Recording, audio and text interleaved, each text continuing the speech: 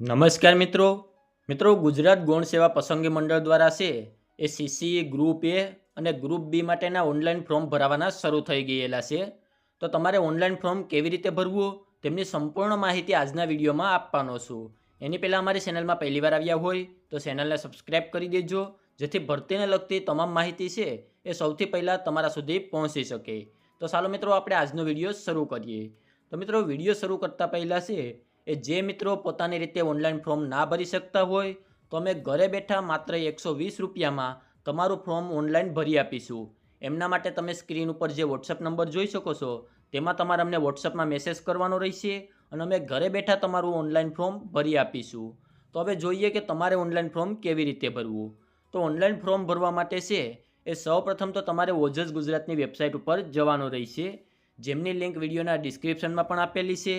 અન્યથા તમારી પાસે જે કોઈ પણ વેબ બ્રાઉઝર હોય તેમાં તમારે ઓજસ ગુજરાત સર્ચ મારવાનું રહેશે, એટલે અહીંયા તમે ઓજસની વેબસાઇટ ઉપર આવી જશો। તો અહીંયા હોમ પેજ ઉપર તમને ઘણા બધા ઓપ્શન જોવા મળશે। તો ત્યાં તમારે ઓનલાઈન એપ્લિકેશન કરીને એક ઓપ્શન જોવા મળશે, તેના ઉપર ક્લિક કરવાનું રહેશે। તો ત્યાં તમને બીજા 3 થી 4 ઓપ્શન જોવા મળશે, જે સ્ટેપ બાય સ્ટેપ આપણે અહીંયા એપ્લાય કરવાનું છે। તો સૌપ્રથમ તમારે અહીંયા એપ્લાય ઉપર ક્લિક કરવાનું રહેશે। એપ્લાય ઉપર ક્લિક કર્યા બાદ અહીંયાથી તમારે સિલેક્ટ એડવર્ટાઇઝમેન્ટ કરવાની રહેશે।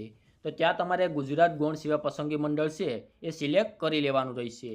તમે તે સિલેક્ટ કરશો એટલે કે ગુજરાત ગૌણ સેવા પસંદગી મંડળની હાલમાં જેટલી પણ ભરતી શરૂ હશે તે તમામ તમને અહીંયા જોવા મળી જશે। તો લાસ્ટમાં તમને એક ઓપ્શન જોવા મળશે G SSB 2025-26 378। તો તેની સામે તમને એપ્લાયનું ઓપ્શન જોવા મળશે, તેના ઉપર તમારે ક્લિક કરવાનું રહેશે।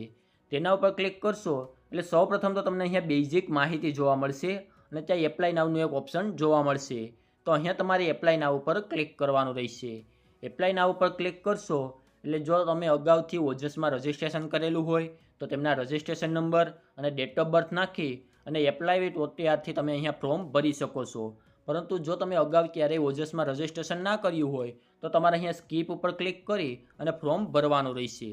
તો જેવું તમે સ્કીપ ઉપર ક્લિક કરશો એટલે તમારી સામે છે એ ફોર્મ ભરવા માટેનું મેઇન પેજ છે એ અહીંયા ઓપન થઈ જશે। તો સૌપ્રથમ તો અહીંયા ઉંમરની માહિતી આપેલી છે કે તમારી જન્મ તારીખ 20 ફેબ્રુઆરી 1991થી લઈ અને 20 ફેબ્રુઆરી 2006ની વચ્ચે જો તમારી જન્મ તારીખ હશે તો તમે આના માટે એપ્લાય કરી શકો છો અને તેમાં 5 વર્ષની છૂટછાટ છે એ કેટેગરી વાઇઝ મળવાપાત્ર હોય છે। ત્યારબાદ સૌપ્રથમ તમારે અહીંયા ઉમેદવારની માહિતી નાખવાની છે, જેમાં ટાઇટલમાં મિસ્ટર મિસિસ જે તમારે લાગુ પડતું હોય તે સિલેક્ટ કરવાનું રહેશે। ત્યારબાદ તમારી સરનેમ, ફર્સ્ટ નેમ, ફાધર અથવા હસબન્ડનું નામ અને મધરનું નામ તે તમારે અહીંયા એન્ટર કરવાનું રહેશે। ત્યારબાદ અહીંયાથી તમારે જેન્ડર સિલેક્ટ કરવાની છે, મેલ ફિમેલ એવી રીતે અહીંયાથી જેન્ડર સિલેક્ટ કરવાની છે। ત્યારબાદ રીટાઈપ જેન્ડર સિલેક્ટ કરવાની રહેશે। ત્યારબાદ ડેટ ઓફ બર્થ અહીંયા તમારે તમારી જન્મ તારીખ નાખવાની છે। મેરિટલ સ્ટેટસ મેરિડ છો, અનમેરિડ છો કે સેપરેટેડ છો તે તમારે અહીંયાથી સિલેક્ટ કરી લેવાનું રહેશે। ત્યારબાદ કેટેગરી તમે જનરલ, EWS, SC, ST કે SCBC જે કોઈ પણ કેટેગરીમાં આવતા હોય તે તમારે અહીંયાથી સિલેક્ટ કરવાનું રહેશે। જો તમે અહીંયા SCBC કેટેગરી સિલેક્ટ કરો તો તેમના કાસ્ટ સર્ટિફિકેટ નંબર, તેમની ડેટ અને કયા રાજ્યમાંથી કાઢેલ છે તેમની વિગત નાખવાની રહેશે। સાથે જ નોન ક્રિમિનલ સર્ટિફિકેટ નંબર તો તેમની ડેટ, કયા તારીખે કાઢેલી છે અને કયા અધિકારી દ્વારા તમને કાઢી આપવામાં આવેલી છે તેમની ડિટેલ તમારે અહીંયા નાખવાની રહેશે।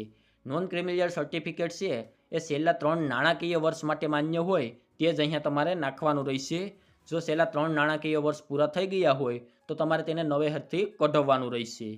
ત્યારબાદ અહીંયા ઉમેદવારની કોમ્યુનિકેશન ડિટેલ નાખવાની રહેશે, જેમાં તમારું પ્રેઝન્ટ એડ્રેસ, રાજ્ય, જિલ્લો, તાલુકો અને પિનકોડ છે એ તમારે અહીંયા એન્ટર કરવાનું રહેશે।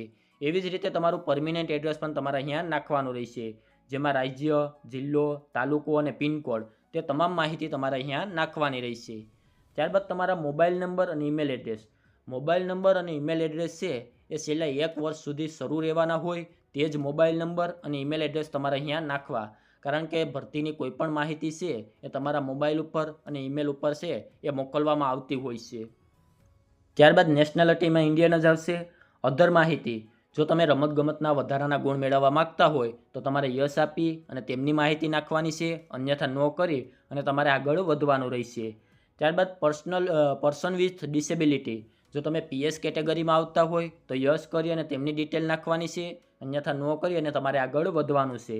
ત્યારબાદ બેઝિક નોલેજ ઓફ કોમ્પ્યુટર, તો એમાં યસ આપવું ફરજિયાત છે. ત્યારબાદ વિડો એટલે કે જો વિધવા વુમન હોય તો યસ આપી અને તેમની માહિતી નાખવાની છે, અન્યથા નો કરી અને તમારે આગળ વધવાનું રહેશે.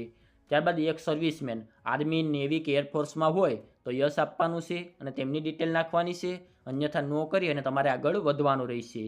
ત્યારબાદ currently working as Gujarat state government employee, એટલે કે હાલમાં તમે છે એ ગુજરાત ગવર્મેન્ટના એમ્પ્લોયી હોય તો યસ આપી અને તેમની માહિતી નાખવાની રહેશે, અન્યથા નો કરી અને તમારે આગળ વધવાનું રહેશે.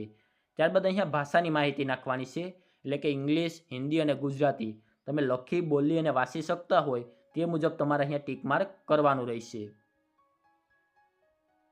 ત્યારબાદ તમારે એજ્યુકેશન ડિટેલ નાખવાની છે. તો અહીંયા આ ભરતી છે એ ગ્રેજ્યુએટ માટે છે, એટલે મિનિમમ લાયકાત છે તમારી ગ્રેજ્યુએટની અહીંયા હોવી ફરજિયાત છે. તો સૌપ્રથમ તો અહીંયા તમારે સિલેક્ટ ઉપર કરવાનું છે અને એની ગ્રેજ્યુએટ સિલેક્ટ કરી લેવાનું રહેશે. ત્યારબાદ તમારે જે રિઝલ્ટ હોય છે તેમાં પર્સન્ટાઇઝ આપેલા હોય છે, તે પર્સન્ટાઇઝ એન્ટર કરવાના છે. તે મુજબ તમે ફર્સ્ટ ક્લાસ આવે છે, સેકન્ડ ક્લાસ, તે તમારે સિલેક્ટ કરવાનું છે.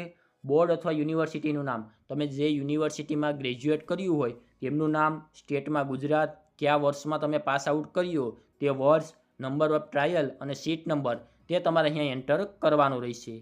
ત્યારબાદ તમારે અહીંયાથી ગ્રુપની પસંદગી કરવાની છે કે તમે ગ્રુપ એમાં ફોર્મ ભરવા માગો છો, ગ્રુપ બીમાં ફોર્મ ભરવા માગો છો કે બંને ગ્રુપમાં ફોર્મ ભરવા માગો છો. તો મિત્રો અહીંયા બને ત્યાં સુધી તમારે બંને ગ્રુપ સિલેક્ટ કરવાનું રહેશે. ત્યારબાદ બાહેંધરીમાં અહીંયા યસ આપી અને સેવ બટન ઉપર તમારે અહીંયા ક્લિક કરવાનું રહેશે.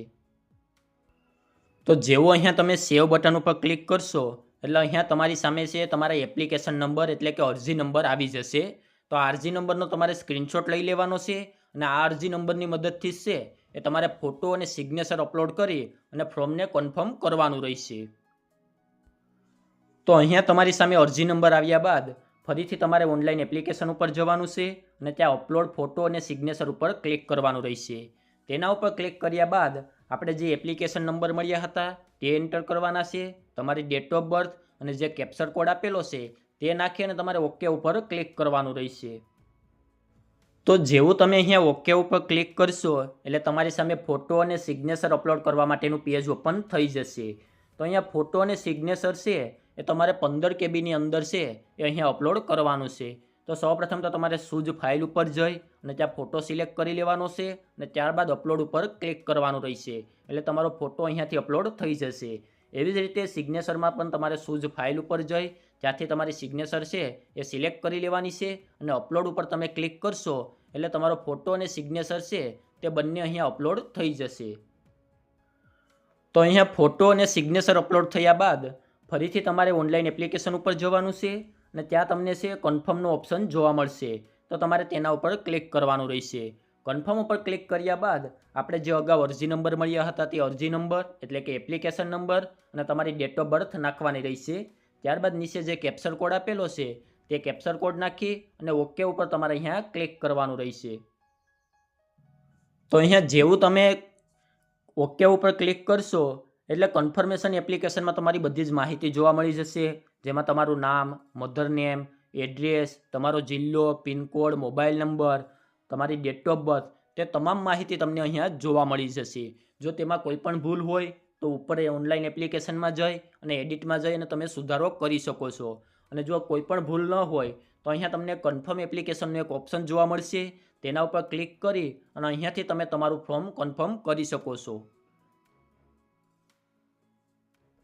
તો અહીંયા જેવું તમે કન્ફર્મ ઉપર ક્લિક કરશો એટલે તમારું કન્ફર્મ ફોર્મ થઈ જશે અને તમારી સામે 8 ડિજિટનો કન્ફર્મેશન નંબર આવી જશે. તો આ કન્ફર્મેશન નંબરનો તમારે સ્ક્રીનશોટ લઈ લેવાનો છે અને આ કન્ફર્મેશનની મદદથી છે એ તમારે ફ્રી ભરવાની રહેશે અને તમારી એપ્લિકેશન પણ ડાઉનલોડ કરવાની રહેશે. જે મિત્રો જનરલ કેટેગરીમાં આવતા હશે તેમણે અહીંયા 500 રૂપિયા ફ્રી ભરવાની રહેશે ને જે એસસી, એસટી અને ઓબીસી અને મહિલામાં આવતા હોય તો તેમણે છે એ 400 રૂપિયા અહીંયા ફ્રી ભરવાની રહેશે. તો ફ્રી ભરવા માટે છે એ ફરીથી તમારે અહીંયા ઓનલાઈન એપ્લિકેશનમાં જવાનું છે અને પ્રિન્ટ એપ્લિકેશન ફોર્મ અને પે ફી તેના ઉપર ક્લિક કરવાનું રહેશે. ત્યારબાદ તમારે અહીંયા સિલેક્ટ એડવર્ટાઇઝમેન્ટ ઉપર જઈ અને ત્યારબાદ છે એ લાસ્ટ ઓપ્શન તમને જોવા મળશે ગ્રુપ એ અને ગ્રુપ બી, તે સિલેક્ટ કરી લેવાનો રહેશે. ત્યારબાદ તમને જે 8 ડિજિટના કન્ફર્મેશન નંબર મળ્યા તે એન્ટર કરવાના છે, ડેટ ઓફ બર્થ અને કેપ્ચર કોડ આપેલો છે તે નાખી અને ઓનલાઈન પેમેન્ટ ઓફ ફ્રી ઉપર ક્લિક કરી અને અહીંયાથી તમારે આના માટેની ફ્રી ભરવાની રહેશે. અને ત્યારબાદ આવી જ રીતે ફરીથી તમારે બધી જ ડિટેલ નાખી અને પ્રિન્ટ એપ્લિકેશન ફોર્મ ઉપર ક્લિક કરી અને અહીંયાથી એપ્લિકેશનની પ્રિન્ટ ડાઉનલોડ કરવાની રહેશે. તો આવી રીતે છે એ તમારે સીસી ગ્રુપ એ અને ગ્રુપ બીનું ઓનલાઈન ફોર્મ ભરવાનું રહેશે. જે મિત્રો પોતાની રીતે ઓનલાઈન ફોર્મ ના ભરી શકતા હોય તો માત્ર 120 રૂપિયામાં અમે ઘરે બેઠા તમારું ઓનલાઈન ફોર્મ ભરી આપીશું. તમે સ્ક્રીન ઉપર જે વોટ્સઅપ નંબર જોઈ શકો છો તેમાં તમારે અમને વોટ્સઅપમાં મેસેજ કરવાનો રહેશે અને અમે ઘરે બેઠા માત્ર 120 રૂપિયામાં છે એ તમારું ફોર્મ ઓનલાઈન ભરી આપીશું. જો આને લગતો બીજો કોઈ પણ પ્રશ્ન હોય તો નીચે કોમેન્ટ બોક્સમાં જણાવી દેજો, ત્યાં તેમનો જવાબ આપી દઈશું. અને આજના વિડીયોમાં આપવામાં આવેલી માહિતી સારી લાગી હોય તો વિડીયોને લાઇક કરી દેજો અને અમારી ચેનલમાં પહેલીવાર આવ્યા હોય તો ચેનલને સબસ્ક્રાઈબ કરી દેજો, જેથી સીસી ભરતીને લગતી તમામ માહિતી છે એ સૌથી પહેલાં તમારા સુધી પહોંચી શકે.